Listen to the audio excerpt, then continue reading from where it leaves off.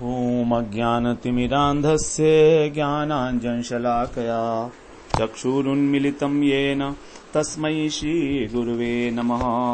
वन्देऽहं श्रीगुरो श्रीयुत्पदकमलं श्रीगुरून् वैष्णवांश्च श्रीरूपं साग्रजातं सहगण रघुनाथान्वितं तं सजीवं साद्वैतं सावधूतं परिजनसहितं कृष्ण चैतन्य देवं श्रीराधा कृष्ण पादान् सहगण ललिता श्री विशाखान्वितांश तमादिदेवं करुणानिधानं तमालवर्णं सुहितावतारम् अपार संसार समुद्र सेतुं भजामहे भागवत स्वरूपम्। हे देव हे दैत हे भुवनैक बंधो हे कृष्ण हे चपल हे करुणैक सिंधो हे नाथ हे रमण हे नयनाभिराम हा हा कदानुभवितासि पदं दृशोर्मे। श्री कृष्ण चैतन्य प्रभो नित्यानंद श्री अद्वैत गदाधर शिवसदी गौरभक्त वृंद। हरे कृष्ण कृष्ण कृष्ण हरे हरे हरे राम राम राम हरे हरे। हरे कृष्णा। सर्वप्रथम मैं अपने गुरुपाद पद्म ओम विष्णुपाद अष्टोत्तर शत श्री श्रीमद् भक्ति वेदांत माधव गोस्वामी महाराज के चरण कमलों में अनंत कोटि दंडवत प्रणाम ज्ञापन करता हूँ। हम लोग श्रीमद् भागवत पुराण में पंचम स्कंद का श्रवण कर रहे हैं, जिसमें स्थान लीला का वर्णन है। इसमें हम लोगों ने श्रवण किया किस प्रकार इस भूमंडल में 7 द्वीप बनाए गए, उस प्रत्येक द्वीप के अंदर फिर अनेक वर्ष थे, तो उन सब वर्षों के अंदर जो है किस किस प्रकार का विवरण जो है वो हम लोगों ने सारा श्रवण किया 23वें अध्याय तक। 24वें अध्याय में फिर राहु के विषय में बताया गया, सूर्य की गति के विषय में हमने श्रवण किया, सूर्य किस प्रकार चलता है, राहु आदि की स्थिति और अतल वितल सुतल जो नीचे के लोग हैं पृथ्वी के, उसका वर्णन यहाँ 24वें अध्याय में किया जा रहा है। बता रहे हैं कि सूर्य से नीचे 10,000 योजन दूरी पे राहु ग्रह है और फिर उसके बाद अतल है। तो राहु जो है वो सूर्य और चंद्रमा के नीचे स्थित है और इन दोनों ग्रहों और पृथ्वी के बीच में है। तो जब राहु और सूर्य और चंद्रमा को ढकता है तो फिर उस समय ग्रहण चलता है। तो अधिक से अधिक जो ग्रहण का समय होता है वो 48 मिनट, एक मुहूर्त तक ही जो है इनके सामने टिकता है ग्रहण। उसके बाद बता रहे हैं राहु से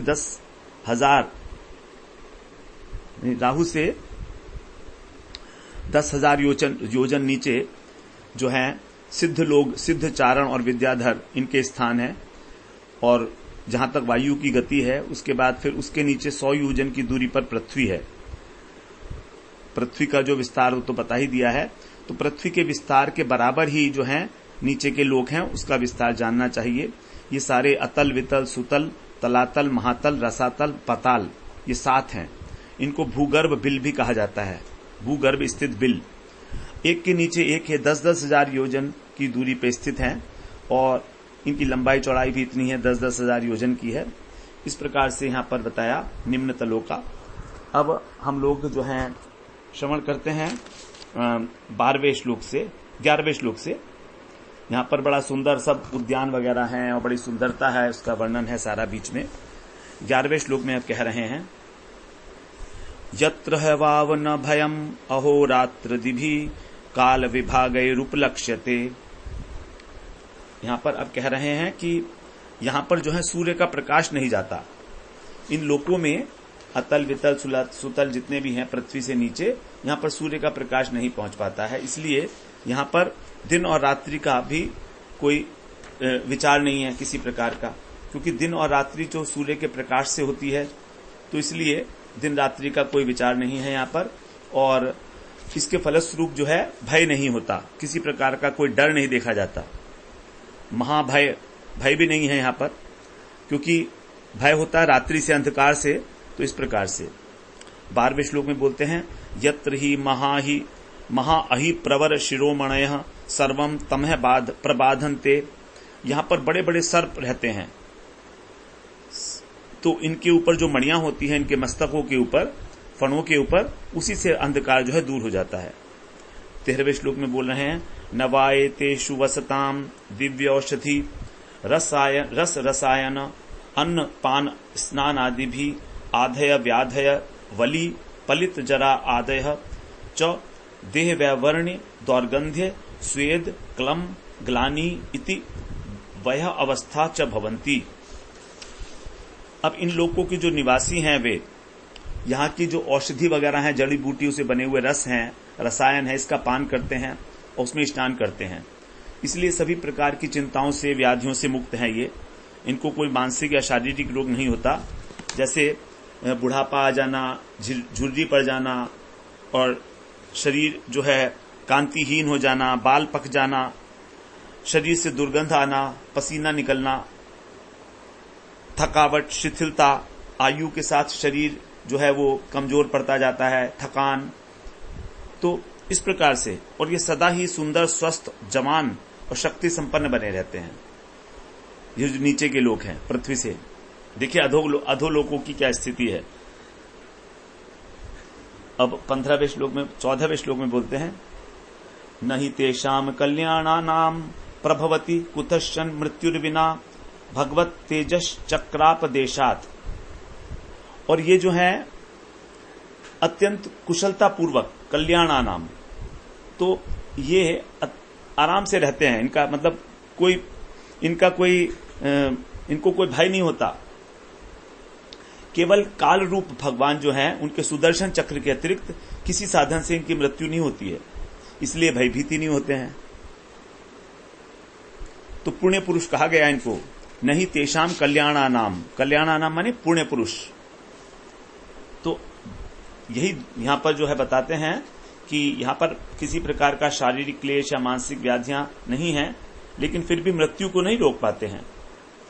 सुदर्शन चक्र का जो प्रभाव है वो इनके भौतिक सुख को स्थायी नहीं रहने देता। तो भय तो है ही इनको भी किसी न किसी प्रकार का। 15वें श्लोक में बता रहे हैं कितना भय है इनको। यस्मिन प्रविष्टे असुरवधूनाम प्रायः पुंसवनानी भयादेव स्रवंती पतंती च। इतना डर है कि जब सुदर्शन चक्र यहां आता है, प्रवेश करता है, तो इसके भय के कारण जो उनकी रमणियां हैं, जो उनकी वधुएं हैं, उनका प्राय है पुंसवानी, जो गर्भ है उनका, वो भयवत या तो गर्भस्राव हो जाता है और गर्भपात हो जाता है, दोनों हो जाते हैं कभी कभी। तो चौथे मास तक जो गर्भ गिरता है उसको बोलते हैं गर्भस्राव, और 5वें 6ठे मास में जब गर्भ गिरता है तो उसको बोलते हैं गर्भपात। 16वें श्लोक में बोलते हैं, अथा तले मय पुत्रासुरः मय पुत्रासुरो बलो निवसति येन हवा इह सृष्टा क्षणवतिर्मार्या काश्चनाद्यापि माया विनोधारयन्ति यस्य च जम्भ्रमाणस्य मुखतस्त्रयः स्त्रीगणा उद्पद्यन्त स्ववैरिण्य कामिन्य पुंश्चल्य इति या वै विलायनम प्रविष्टम पुरुषम रसेन हाटकाख्येन साधयित्वा स्वाविलासावलोक अनुराग स्मित संलापो उपगूहनादिभिः स्वैरम किल रमयन्ति यस्मिन् अनुपयुक्ते पुरुष ईश्वरो हम सिद्धो अहम इति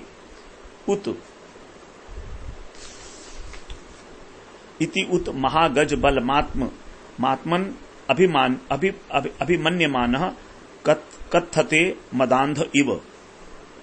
यहाँ के लोग जो हैं किस प्रकार के हैं बता रहे हैं अतल में। हे राजन, अब मैं तुम्हें अतल से प्रारंभ करके सभी का वर्णन करता हूं। तो अतल लोक में क्या है? मय दानव का पुत्र है असुर, उसका नाम है बल।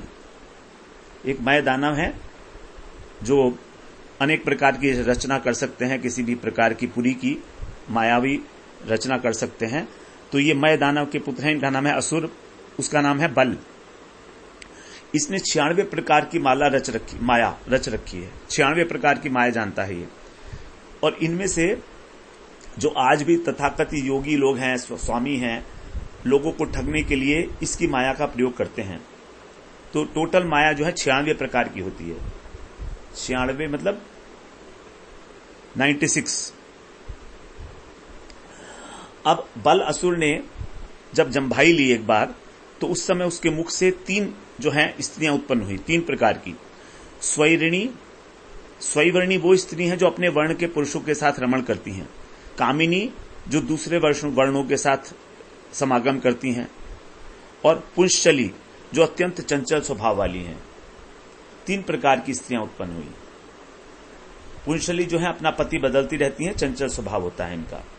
तो यदि कोई व्यक्ति जो है वहां पर प्रवेश करता है तो क्या करती हैं ये कि उस लोक में जो रहने वाले पुरुषों को हाटक नाम का रस पिलाती हैं, उसको बंदी बनाकर, और हाटक नाम की जड़ी से बनाया गया एक मादक पेय है, उसको पीने के लिए बाध्य करती हैं। इस पेय से जो है मनुष्य के अंदर जो काम शक्ति है वो जागृत हो जाती है, और इस काम शक्ति का जो प्रयोग है वो स्त्रियां अपने संभोग के लिए करती हैं, तो उसको समर्थ बना लेती हैं।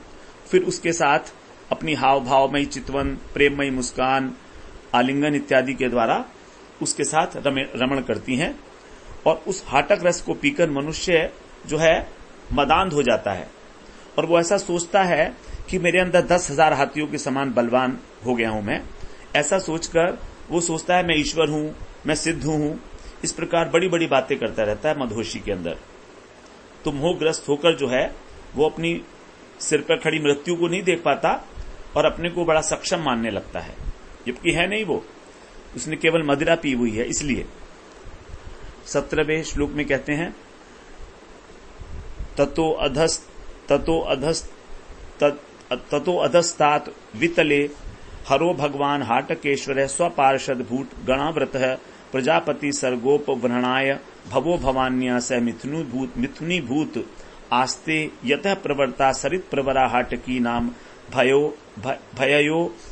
भवयो वीर्येण यत्र चित्र भानुर्मातरिश्वना समिध्यमान ओजसा पिबति तन्निष्ठयूतम हाटकाख्यम सुवर्णम भूषणेना सुरेन्द्रावरोधेषु पुरुषाः स पुरुषभिर्धारयन्ति। 17वां श्लोक है। इसमें कह रहे हैं अतल लोक के नीचे जो है वितल लोक है, इसमें भगवान हाटकेश्वर नामक महादेव अपने पार्षद भूत गणों के साथ रहते हैं और अन्य जीवों के साथ भी। तो ये जो है प्रजापति सृष्टि की वृद्धि करने के लिए भवानी के साथ विहार करते हैं। तो पिता रूप शिव और माता रूप भवानी इनके साथ, और इन दोनों के तेज से, इनके वीर रज के मिश्रण से एक हाटकी नाम की नदी निकलती है, और जब वायु द्वारा अग्नि प्रज्वलित होती है तो वो अग्नि इस नदी के रस को पी जाती है, और पीने के बाद जब वो बाहर निकालती है अग्नि, तो उसमें से हाटक नाम का स्वर्ण उत्पन्न होता है। हाटक नाम का स्वर्ण। इसीलिए अब इस लोक के जो वासी हैं वे सभी इस सोने से बने हुए आभूषणों को, जो दैत्य हैं और उनकी पत्नियां हैं, वो अपने शरीर पर जो है उसको पहनते हैं, और इस प्रकार सभी लोग उसको धारण करते हैं। तो यहां पर ऐसा बता रहे हैं कि जो इन दोनों का शिव और पार्वती पत्नी जो है उनकी, उसके साथ जो तेज है उनका, वो उसमें एक रसायन होता है, और जब उसे अग्नि में तपाया जाता है तो सोना उत्पन्न होता है। मध्य युग में भी ऐसा बताया जाता था कि जो कीमियागार होते थे, एल्केमिस्ट, वो निम्न धातु से सोना बनाना जानते थे। सनातन गोस्वामी ने भी कहा है इस बात का कि कांसे को पारे से अभिकृत करने पर सोना बन सकता है। यथा कांचनताम याति कांस्यम रसम विधानतः तथा दीक्षा विधानेन द्विजत्वम जायते नृणाम। यद्यपि सनातन गोस्वामी ने इस उदाहरण को, जागतिक उदाहरण को जो है एक बड़ी परमार्थिक रूप से उसको प्रयोग किया है, लेकिन वो कह रहे हैं कि जिस प्रकार कांसे को पारे से मिलाने पर उसमें सोना बदल सकता है, उसी प्रकार से जो निम्न कुल का मनुष्य है, निम्न कुल में उत्पन्न हुआ है, शूद्र इत्यादि अथवा अंत्यज हो, तो वैष्णव कार्यों में यदि उसे लगा दिया जाए दीक्षा के द्वारा, दीक्षा विधानेन, यदि उसकी गुरु दीक्षा हो गई तो फिर उसको ब्राह्मण बनाया जा सकता है। द्विजत्तम, उसके अंदर ब्राह्मणत्व आ जाता है, क्योंकि उसकी दीक्षा हो गई तो उसको जनेऊ संस्कार हो गया उसका, उसने यज्ञोपवीत धारण कर लिया, तो एक प्रकार से वो ब्राह्मण बन गया। अब तो इस प्रकार से जो है दीक्षा के लिए बताया गया है कि दीक्षा के द्वारा जो है शुद्ध ब्राह्मणत्व को प्राप्त किया जाता है। लेकिन इसमें ऐसा नहीं है कि ये तभी है जब भजन किया जाएगा।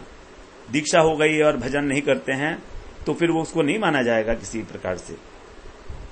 तो मध्यकालीन युग में इस प्रकार से जो कीमियागार होते थे उन्होंने प्रयत्न किया सोना बनाने का, लेकिन हो नहीं पाया क्योंकि उन्हें शायद सही प्रकार से डायरेक्शंस नहीं मिल पाई होंगी। अब आगे 17वें श्लोक में कह रहे हैं ततो अधस्तात, इसके बाद है ये तो हो गया, 17वां तो हो गया। 18वें श्लोक में कह रहे हैं अब ततो अधस्तात सुतले उदारश्रवा पुण्य श्लोको विरोचनात्मजो बलेर भगवता महेन्द्रस्य प्रियम चिकीर्षमाणेनादि तलेर लब्ध कायो भूत्वा वटुवामन रूपेण पराक्षिप्त लोकत्रयो भगवद नुकंपैव पुनः प्रवेशित इंद्रादिषु विद्यमानया सुसमृद्धया श्रियाभिजुष्ट स्वधर्मेण आराधयंस्तमेव भगवंतम आराधनीयम अपगत साध्वस आस्ते धुनापि। वितल के नीचे सुतल लोक है। इसके अंदर महायशस्वी और पवित्र कीर्ति विरोचन जी के पुत्र हैं बलि महाराज। इनको कहा गया पुण्य श्लोक, जैसे भगवान को कहा जाता है उत्तम श्लोक। उत्तम श्लोक का अर्थ है जिनकी आराधना संस्कृत के जो श्रेष्ठतम श्लोक हैं उनके द्वारा की जाती है। और बलि महाराज जो हैं इनको कहा पुण्य श्लोक, अर्थात इनकी भी जो आराधना की जाती है, इनकी भी जो सम्मान दिया जाता है वो बड़े आदर के साथ और करुणामय जो श्लोक हैं, करुणा बढ़ाने वाले, उनके साथ इनको भी सम्मान दिया जाता है, तो इसलिए उनको कहा पुण्य श्लोक। अब भगवान ने एक बार इंद्र का फेवर लेने के लिए, उसका प्रिय करने के लिए अदिति के गर्भ से अवतार लिया वामन भगवान के रूप में, और बलि से तीनों लोग छीन लिए थे। फिर भगवान की कृपा से ही जो है बलि महाराज का इस सुतल के अंदर प्रवेश हुआ। भगवान ने एक बार तो इनसे सारे लोग छीन लिए थे, क्योंकि इन्होंने, बलि महाराज ने इंद्र को हराकर और सारी संपत्ति के ऊपर अपना अधिकार कर लिया था। इंद्र को हरा दिया था बलि ने, और तीनों लोगों के अधिपति ये बलि महाराज हो गए थे। एक बार ऐसा हुआ था। तो फिर जब बलि 100वां यज्ञ कर रहे थे इंद्र की पदवी के लिए, तब जो है अदिति घबरा गई थी, जो इंद्र की माता हैं, और उन्होंने भगवान से प्रार्थना की। तो भगवान उनके पुत्र के रूप में आए, वामन भगवान के रूप में, और वामन भगवान ब्राह्मण के रूप में आकर, जो बलि महाराज थे बड़े दानी थे, तो इनके पास दान लेने के लिए आए और इनसे दान में 3 पग भूमि मांग ली।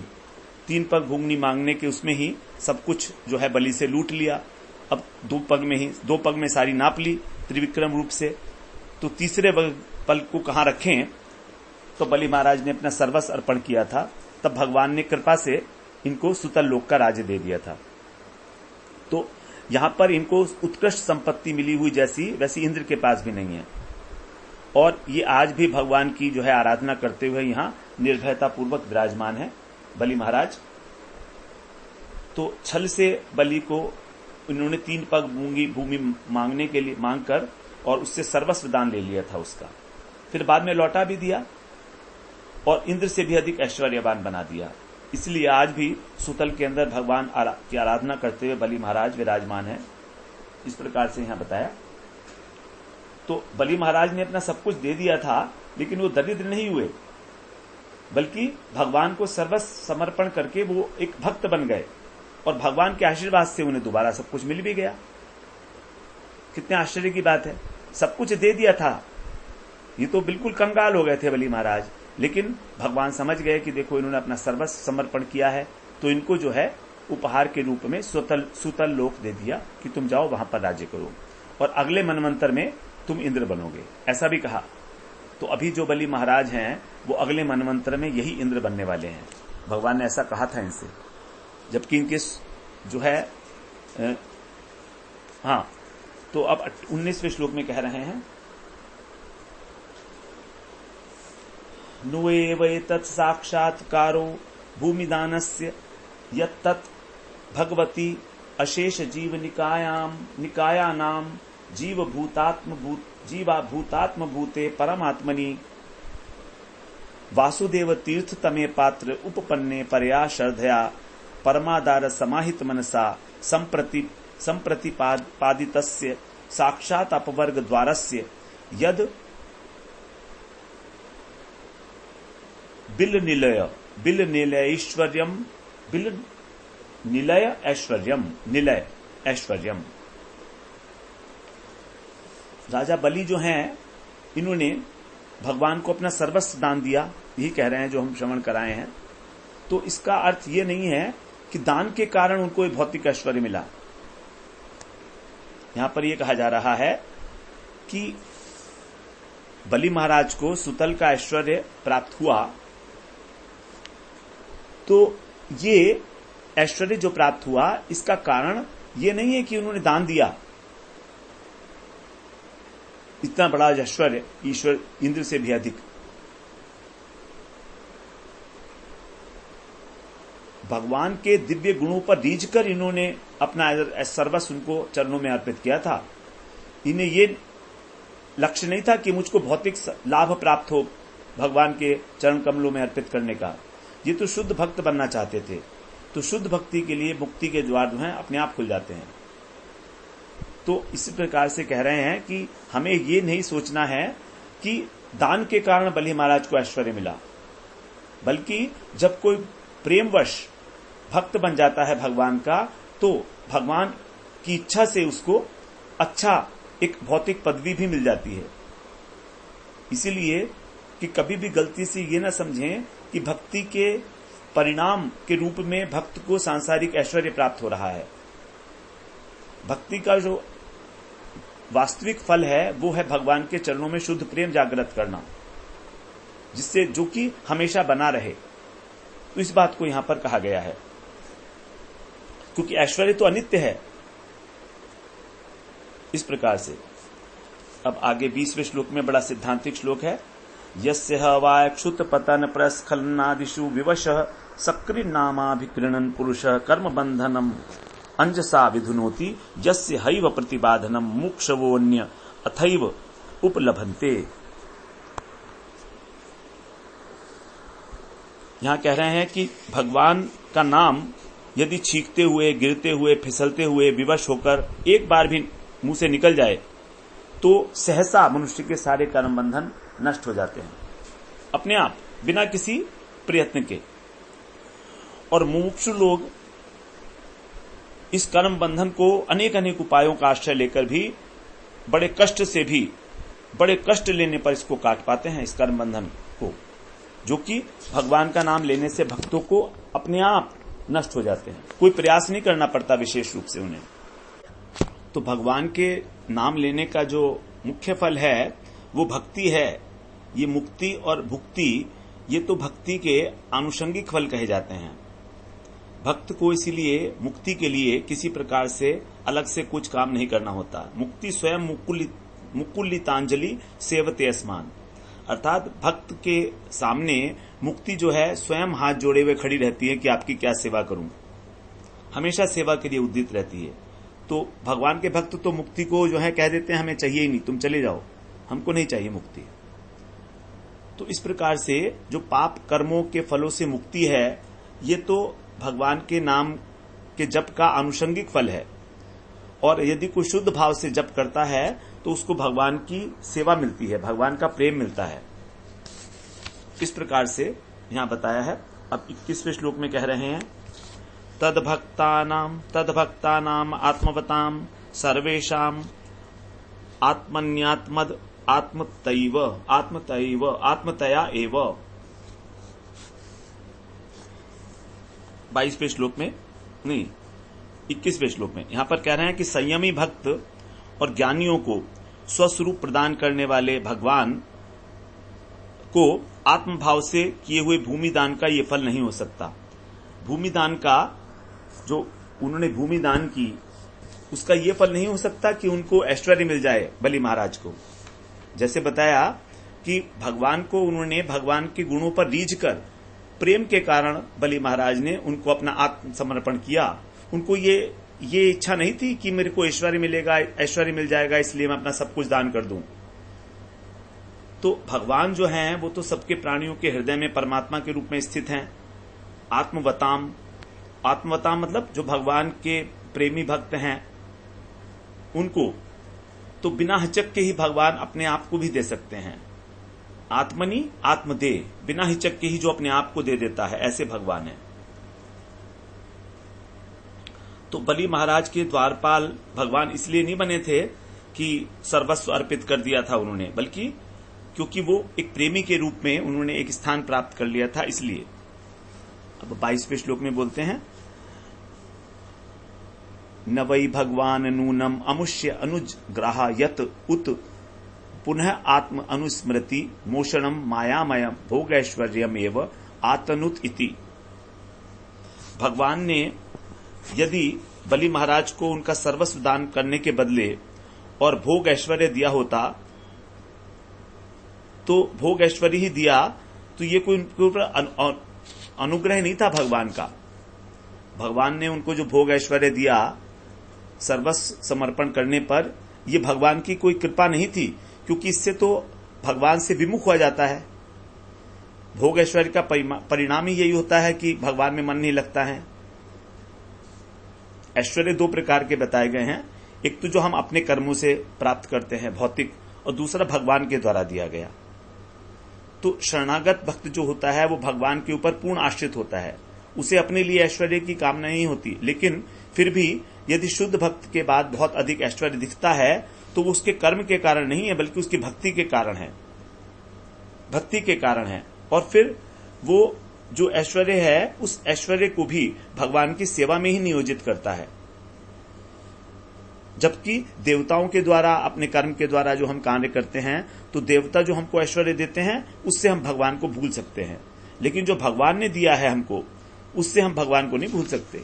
वो भगवान ने अपनी सेवा करने के लिए ऐश्वर्य दिया है हमको, धन संपत्ति जो दी है। 23वें श्लोक में बोलते हैं, यत्तत् भगवता अनगिनत अन्य उपायेन यांछा छलेन अपहृत स्वशरीर अवशेषित लोकत्रय वरुण पाशयी च संप्रति मुक्त गिरिदर्याम च अपविद्ध इति च होवाच इति होवाच। जब भगवान सर्वस्व लेने की, उनको बलि महाराज से सब कुछ लेने की कोई युक्ति नहीं सूझी, तो उन्हें भिक्षा मांगने के बहाने से 3 लोक मांग लिए। 3 पग भूमि के बहाने 3 लोक जो है वो ले मांग लिए। तो केवल उनका शरीर मात्र शेष रहा, तो भी भगवान संतुष्ट नहीं हुए। उन्होंने अपना शरीर समर्पण कर दिया, तो भी भगवान ने उनको वरुण पाश से बंदी बना लिया और एक पर्वत की गुफा में ले जाने डाल दिया। तब बलि महाराज ने कहा था उनसे, तो यद्यपि बलि महाराज का सर्वस्व ले लिया गया, बंदी बनाकर गुफा में डाल दिया, तो भी बलि महाराज भक्त होने के कारण इस प्रकार कह रहे हैं। आगे 24वां श्लोक इंपॉर्टेंट है। बलि महाराज कह रहे हैं, जब उनको गुफा में डाल दिया तब बता रहे हैं, नूनम बतायम भगवान अर्थेषु न निष्णातो सो असौ इंद्रो यस्य सचिवो मंत्राय व्रत एकांततो बृहस्पतिस्तमतिहाय स्वयं उपेन्द्रेण आत्मनाम याचता आत्मानम अयाचत आत्मनः च आशीष नो एव तद्दास्यम अति गंभीर वयस्य कालस्य मनमंतर परिव्रतम कियत लोकत्रयमिदम्। धिक्कार दे रहे हैं, धिक्कार। देखो, खेद है, बताए, बत माने धिक्कार है, खेद है कि स्वर्ग का राजा इंद्र, उसकी इतना बड़ा विद्वान होकर भी और अपना स्वार्थ सिद्ध करने में कुशल नहीं है। कितनी दयनीय स्थिति है। और इसने जो है बृहस्पति जी को अपना वो बनाया, मंत्री बनाया। इसके जो गुरु हैं बृहस्पति जी, वे भी बुद्धिमान नहीं हैं, क्योंकि उन्होंने भी अपने शिष्य इंद्र को उचित शिक्षा नहीं दी। इसीलिए इसने क्या किया कि जो वामन भगवान थे इंद्र के द्वार पर खड़े हुए, तो उनसे इंद्र ने अब भगवान की सेवा का अवसर नहीं मांगा, बल्कि उनको मेरे द्वार पर भेज दिया। वामन भगवान को क्यों भेज दिया? इंद्रिय भोग के लिए, इंद्रिय भोग के लिए, 3 लोकों की प्राप्ति के लिए, भिक्षा करने के लिए मेरे द्वार पर भेज दिया भगवान ने इंद्र को। यदि चाहता इंद्र तो भगवान से सेवा प्राप्त कर लेता था भगवान की, लेकिन नहीं। और ये जो तीनों लोग हैं, ये केवल एक मनमंतर तक रहने वाले हैं। स्वर्ग का जो राजा है इंद्र, उसकी जो आयु है वो है 1 मनवंतर। 1 मनवंतर का मतलब है मनु का जो जीवन काल है, और मनु का जीवन काल होता है 71 चतुर्युग।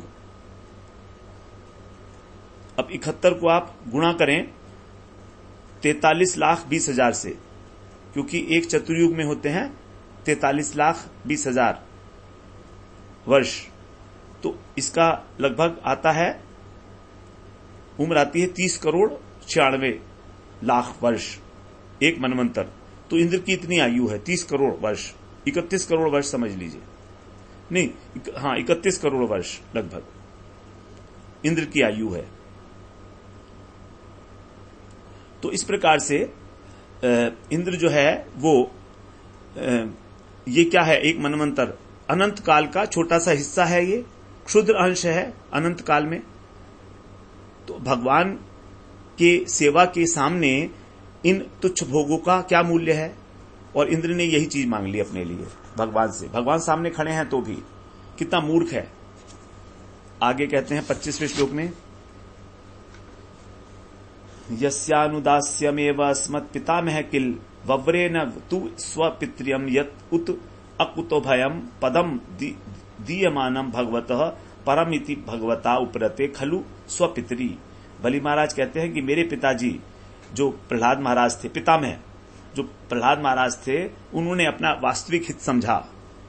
वो समझा कि मेरा वास्तविक हित किसमें है, क्या था, क्योंकि जब हिरण्यकशिपु की मृत्यु के बाद और नरसिंह भगवान ने प्रहलाद से कहा था कि तुम अपने पिता का साम्राज्य तो ले ही लो, साथ में तुम यदि मुक्ति चाहो तो मैं भी दूंगा, तो वो भी दूंगा, लेकिन प्रहलाद महाराज ने मुक्ति भी नहीं ली।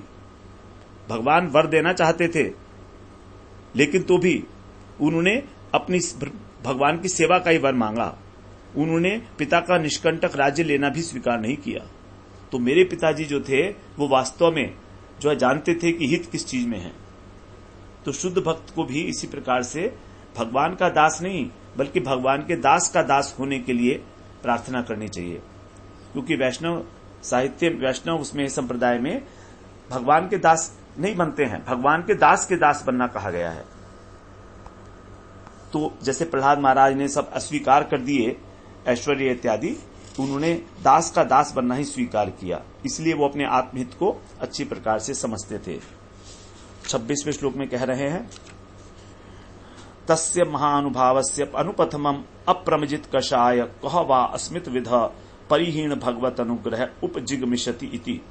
बलि महाराज कहते हैं कि अब हम जैसे पुरुष जो साधारण भौतिक सुविधाओं में लिप्त हैं, हम पर तो न भगवान की कृपा है न हमारी वासना पूरी हुई है, तो हम जैसा पुरुष जो है वो प्रहलाद महाराज की भांति जो है उनके मार्ग का अनुसरण कैसे कर सकता है। वे तो बहुत बड़े महानुभाव थे। तस्य महानुभावस्य अनुपथम, हम उनका अनुसरण कैसे कर सकते हैं, ऐसे सिद्ध भक्त प्रहलाद जी का। तो भक्तों के लिए कहा गया है, आत्म साक्षात के लिए मनुष्य को जो अपने पूर्ववर्ती विद्वान हैं, भक्त हैं, उन्हीं का मार्ग का अनुसरण करना चाहिए, जो कि बिल्कुल फिर कठिन नहीं रहता है।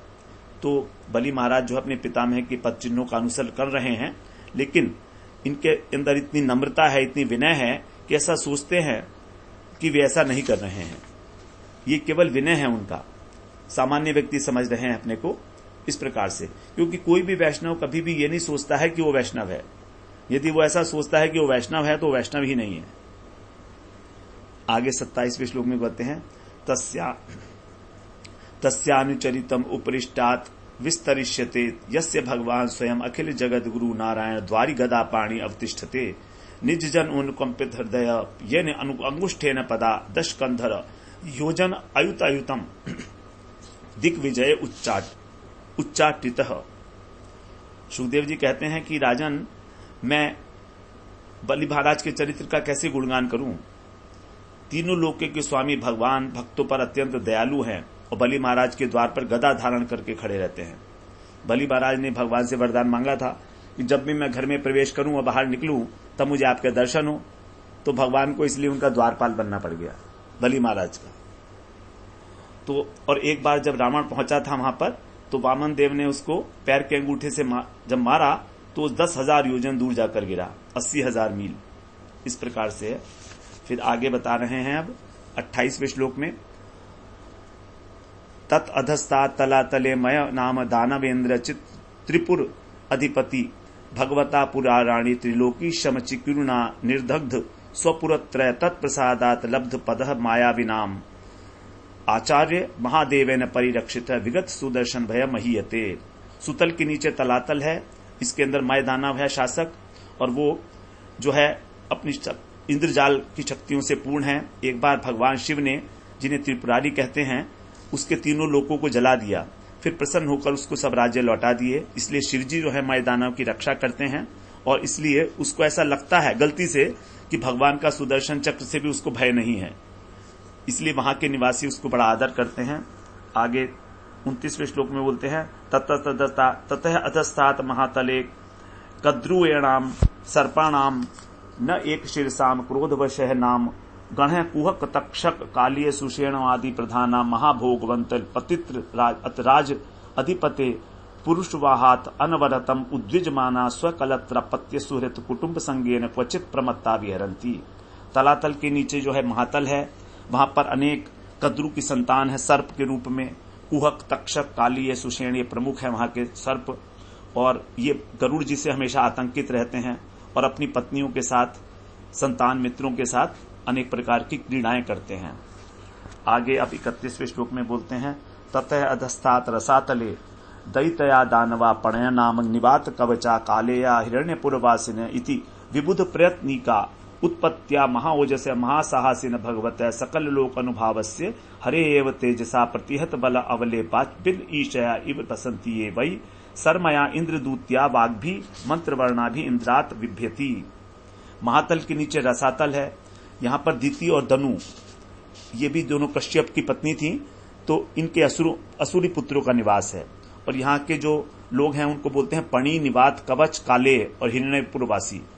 देवताओं के शत्रु हैं, सर्पों की भांति बिल में रहते हैं और अत्यंत शक्तिशाली क्रूर होते हैं, और भगवान के सुदर्शन चक्र के द्वारा हमेशा पराजित होते हैं। एक बार जब इंद्र की जो एक दूती थी शर्मा, वो उनको शाप देती है, तो उससे असुर बड़े भयभीत रहते हैं, सारे लोग उससे बड़े भयभीत हो जाते हैं। जो इंद्र की एक जो थी अप्सरा, वो थी दूती थी। एक कथा है कि जब पणी नामक दैत्य ने रसातल में छुपा दिया पृथ्वी को, तो इंद्र ने पृथ्वी ढूंढने के लिए उसको भेजा शर्मा को, दूती को। शर्मा ने दैत्यों से संधि करनी चाहिए, लेकिन शर्मा ने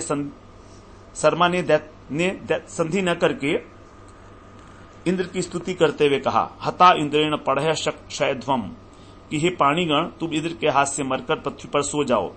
तो इसीलिए इनको श्राप का डर लगा रहता है कि कहीं इंद्र का श्राप न लग जाए, हमको इसका मंत्रों का श्राप न लग जाए। इस प्रकार ये जो है इससे डरते हैं, इंद्र से अत्यंत डरते हैं यहाँ के लोग जो है, सर्प जो हैं। तो इसलिए तब से वो रसातल नामक लोक में निवास कर रहे हैं।